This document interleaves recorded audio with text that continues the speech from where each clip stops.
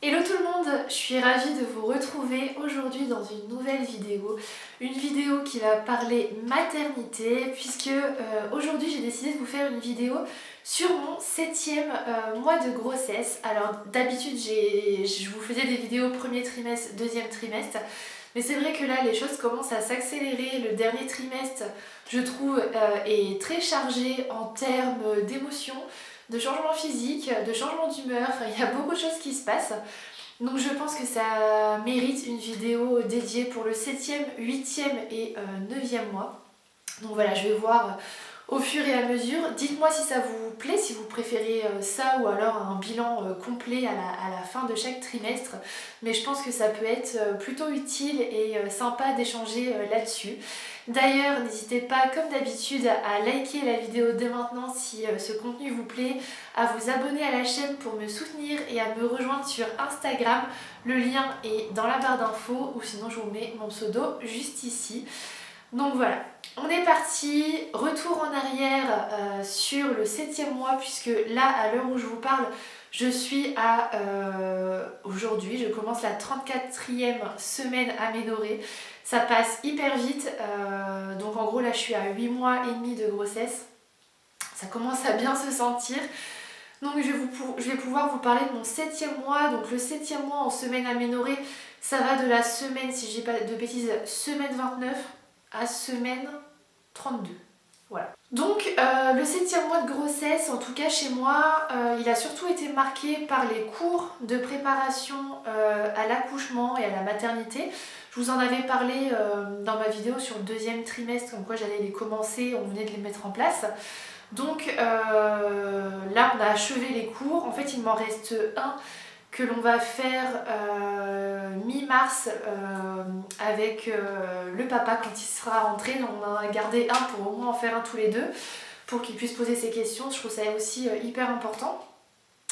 Et, mais sinon j'en ai fait 6, donc c'est des cours en fait que moi en tout cas j'ai fait avec ma sage-femme libérale qui me suit dans toute ma grossesse. Donc en gros elle a regroupé 2 autres mamans avec moi qui sont plus ou moins au même stade de la grossesse et donc on a fait les cours ensemble. Alors déjà ça j'ai trouvé ça hyper chouette de rencontrer du coup des mamans qui vivent la même chose que nous, de pouvoir partager nos expériences, nos doutes et ça crée vraiment de réels liens et j'ai trouvé ça super sympa de le faire en groupe. Moi en tout cas ça ne m'a absolument pas dérangée. Donc les cours en fait, pour vous donner une petite idée, c'est des cours qui sont sur beaucoup de sujets. Non pas juste, c'est pas des cours de préparation à l'accouchement parce que ça va au-delà. On va parler dans les premiers cours de la fin de grossesse, toutes nos interrogations, de savoir quand partir à la maternité, des douleurs auxquelles s'attendre, de la salle d'accouchement, comment elle se compose, quels sont les actes médicaux qu'on peut nous faire, comment se passe l'accouchement. En fait moi ça m'a surtout aidé à comprendre physiquement ce qui allait se passer dans mon corps et je trouve que d'avoir vraiment une image précise de comment s'ouvre le col, quelles sont les différentes étapes de l'accouchement, ça m'a énormément rassurée parce que on se pose beaucoup de questions, même si je vous cache pas qu'à l'heure d'aujourd'hui plus les semaines passent et plus je stresse d'y passer, mais on n'a pas le choix. En tout cas ça m'a quand même beaucoup rassurée, beaucoup soulagée. Ensuite on avait des cours également sur le retour de couche, enfin pas le retour de couche, on appelle ça le séjour à la maternité, donc le début du postpartum, ce qu'on allait ressentir, comment ça allait se passer à la maternité. On a parlé du retour à la maison, des soins du bébé, de ce qui peut se passer, des bons gestes à adopter et je trouve ça hyper important. Et c'est pour ça qu'on a gardé aussi un cours avec le papa pour qu'il puisse avoir aussi toutes ces infos parce que lui comme moi on est concernés et donc je pense que ça va grandement l'aider, grandement le rassurer et ce dernier cours qu'on va faire là, cours en mars, c'est un cours aussi sur comment il peut participer à l'accouchement pour l'impliquer et trouver les petites techniques pour me soulager dans la gestion de la douleur. Donc voilà, j'ai hâte de faire ce cours et de poser toutes mes dernières questions pour être préparée le jour J. Donc après, comme d'habitude, chaque mois ma sage-femme me convoque entre guillemets pour faire un point santé sur la grossesse. Donc elle écoute le petit cœur de bébé, elle touche le ventre, on fait un point sur mes analyses. Et donc tout allait très bien. À part les petits désagréments que je vais vous citer après, mais c'est des désagréments qui sont tout à fait normaux. Voilà. La seule chose, c'est donc elle m'a prescrit des compléments alimentaires, Gynéfam, je crois, si je dis pas de bêtises, j'essaierai de vous mettre une capture d'écran ici, qui permet voilà, d'éviter l'anémie, la fatigue, puisque c'est vrai que là, ce dernier trimestre, le 7e mois notamment, et même encore aujourd'hui, désolée, ça a été marqué par le début d'une grosse fatigue, peu importe si je dors ou pas, je sens vraiment que bébé puise en moi toute mon énergie et donc voilà, autant éviter en plus de ça une anémie, une carence. Donc je fais une petite cure de compléments alimentaires avec toujours une alimentation assez équilibrée. J'essaie de boire beaucoup d'eau, j'essaie de boire 2 litres d'eau par jour. J'arrive à peu près à m'y tenir, mais par contre l'inconvénient c'est que je vais faire pipi toutes les, sans mentir, tous les quarts d'heure. Non, j'exagère, mais c'est le petit truc qui est un peu pénible, surtout la nuit. Mais bon, c'est comme ça. En parlant des nuits, elles sont vraiment de plus en plus compliquées. J'ai beaucoup de mal en fait à trouver le sommeil. Je m'endors très tard, j'ai beau me coucher vers 22h30, 23h. Je vais m'endormir qu'à 2h du matin parce que j'arrive pas à m'endormir, je pense que je cogite beaucoup. Il y a beaucoup de choses qui m'ont travaillé sur ce 7e mois de grossesse. Et encore aujourd'hui, hein, ça fait vraiment 1 mois et demi à peu près que c'est comme ça. Donc forcément beaucoup de fatigue qui s'accumule. Je pense qu'avec l'angoisse en fait, que je me crée comme ça la nuit, ça me donne des envies de vomir. Donc après pour se rendormir c'est compliqué. Enfin bon, les nuits sont agitées. Et je pense que c'est qu'un début. Après niveau envie, c'est vrai que pendant toute ma grossesse j'ai pas eu d'envie folle, mais depuis un bon mois maintenant, donc c'était dans le 7e mois, j'ai des envies de fruits, mais les clémentines, l'ananas, en fait tout ce qui va être des fruits avec du jus, ça me fait saliver, et à tel point où je me suis retrouvée une fois en pleine nuit à 2h du matin à manger de l'ananas quoi. Trop bizarre, donc après je me dis tant mieux, il vaut mieux que ce soit des envies de fruits plutôt que de chocolat pour les kilos, je vais couper ça. Vous le savez, sur la chaîne on parle sans tabou et donc en bas il se passe aussi des choses.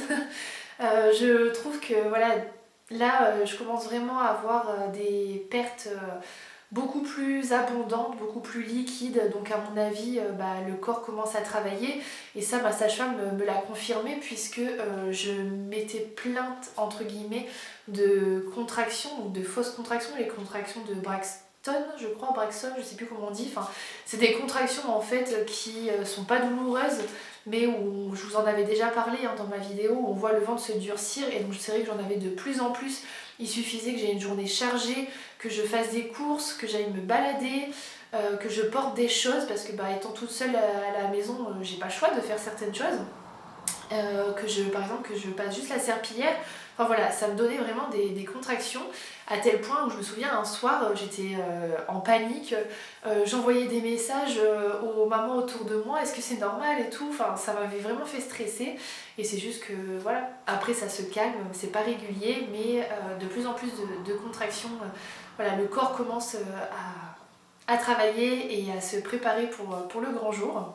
Sinon, comme je vous l'ai dit, après, à part ça, tout va bien, toujours les petites douleurs de sciatique, donc j'essaie de faire quand même beaucoup de ballons, j'ai un gros ballon à la maison, et ça m'aide beaucoup, le fait en fait d'avoir le bassin sur quelque chose de mou et de flexible, je trouve que ça soulage pas mal. Je prends aussi beaucoup de bains bien chauds pour me soulager, donc ça depuis le début du 7e mois, et c'est des petites techniques qui fonctionnent. Sinon, ce 7e mois de grossesse, il a surtout été marqué par l'organisation de ma baby shower. J'en ai parlé très rapidement sur Instagram, je vous ai mis des petites photos, j'essaierai de vous en remettre sur l'écran. C'était un moment trop bien, franchement. À la base, je voulais pas le faire parce que je m'étais dit, bon bah, le papa n'est pas là. Enfin, en fait, j'avais pas trop envie, trop le cœur à ça. Et en discutant avec mes proches, je me suis dit, bah, ça, au contraire, ça va me faire du bien moralement. Et ça a été le cas. Donc, on a la chance d'avoir un ami qui a une entreprise de déco et donc je le remercie 1000 fois parce qu'il a tout géré de A à Z.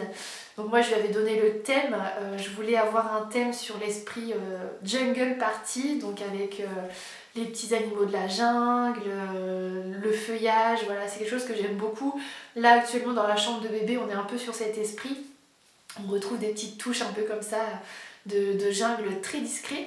Mais c'est un thème que j'aime, donc je lui avais fait en fait des mood boards, en fait, des tableaux Pinterest avec des choses que j'avais vues, qui me plaisaient, que j'aimerais avoir à ma baby shower. Et il s'est occupé de tout, mais quand je vous dis de tout, ça a été au-delà de mes espérances. On avait une superbe arche de fleurs pour faire les photos. La table, elle était personnalisée, on avait fait des gobelets personnalisés avec la photo de l'échographie de bébé quand on a annoncé la grossesse, la date de la baby shower, enfin tout était parfait. Après niveau activité du coup, donc on était 8 personnes, donc en petit comité et honnêtement c'était parfait, c'était les gens voilà, qui comptaient le plus pour moi, malgré voilà, que certaines personnes n'aient pas pu venir. De toute façon on ne peut pas toujours réunir tout le monde. Mais malgré ça, ça a été un très chouette moment. Donc au niveau des activités, j'avais prévu 3 jeux.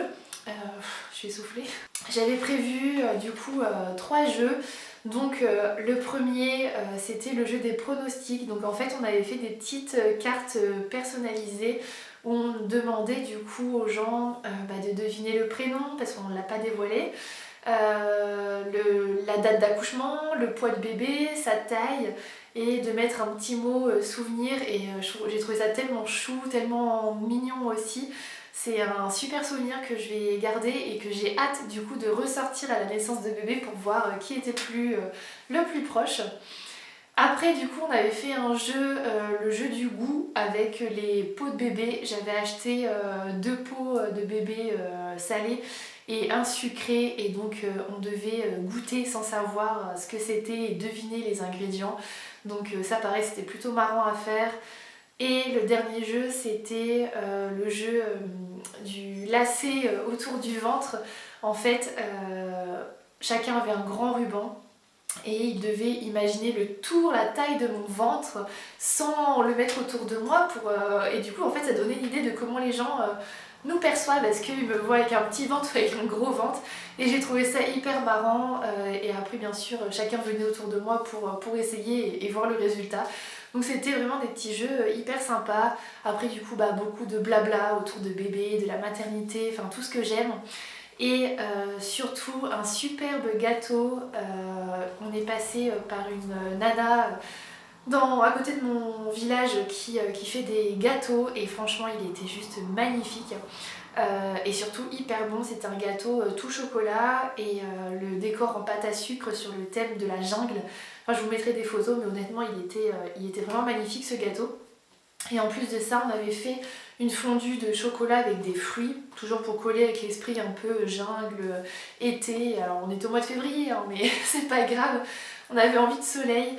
Donc une bonne fondue de chocolat avec de l'ananas, des clémentines, de la noix de coco, enfin plein de petites choses comme ça. Et c'est vrai que ça a pas mal plu, donc bref.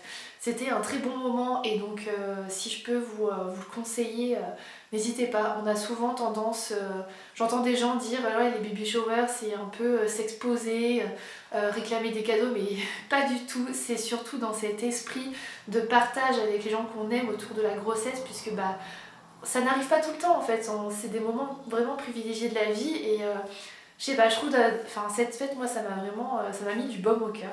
Donc voilà, c'était un très beau moment dans ce 7e mois. Et donc ce 7e mois s'est achevé par mon échographie T3, donc la dernière échographie officielle. Donc ça a été pareil, un moment hyper émouvant. De toute façon, chaque échographie c'est dingue. Moi déjà à chaque fois je suis stressée parce que j'ai envie de savoir si mon bébé va bien, s'il évolue bien, s'il est bien formé, qu'il n'a pas de problème. Donc là on a été rassurés, tout va parfaitement bien. Et c'était l'échographie surtout où on annonçait à peu près l'estimation du poids. Parce qu'il faut savoir que dans la famille, on a tendance à faire des gros bébés.